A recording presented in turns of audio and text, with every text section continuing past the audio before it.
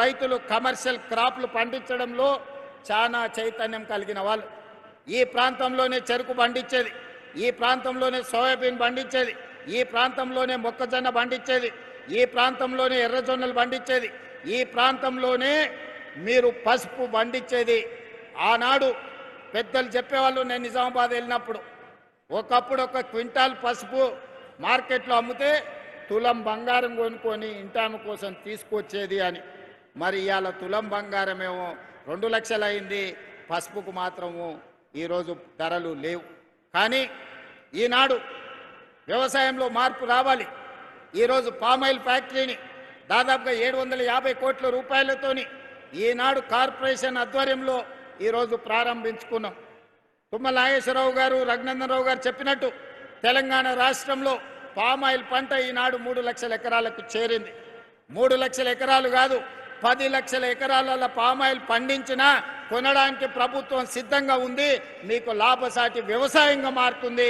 రైతును పంట మార్పిడిలోకి రావాల్సిందిగా నేను విజ్ఞప్తి చేస్తున్నా. ఇవాళ వేదిక మీద వరంగల్ రైతులు ఉన్నారు, రాజకీయ నాయకులు ఉన్నారు, ఖమ్మం జిల్లాకు సంబంధించిన వాళ్ళు ఉన్నారు, నల్గొండకు సంబంధించిన వాళ్ళు ఉన్నారు. మీరు ఖమ్మం వరంగల్ ప్రాంతానికి పోతే మీకు పత్తి పండుతుంది, మిర్చి పండుతుంది. నల్గొండకు వస్తే వడ్లతో పాటు కొన్ని కందులు పండుతాయి. ఆ నుంచి మా మహబూబ్నగర్కి వస్తే పచ్చజొన్నలు, సజ్జలు, కందులు పండుతాయి. మా దగ్గర దోసకాయలు పండుతాయి. రంగారెడ్డి జిల్లాకు వస్తే, వికారాబాద్ రంగారెడ్డి జిల్లాకు వస్తే ఇవాళ భారతదేశానికి మంచి కందిపప్పు ఆ ప్రాంతంలో పండిస్తున్నాం. ఈరోజు రంగారెడ్డి జిల్లాలో ద్రాక్ష తోటలు కానీ, కూరగాయలు కానీ, పాలకూర కానీ, మెంతం కూర కానీ, ఈరోజు కొత్తిమీర కట్టలు కానీ, ఒకప్పుడు ద్రాక్ష తోటలు కానీ రంగారెడ్డి జిల్లా చుట్టూతో ఉండేది. పాడి పరిశ్రమ ఉండేది.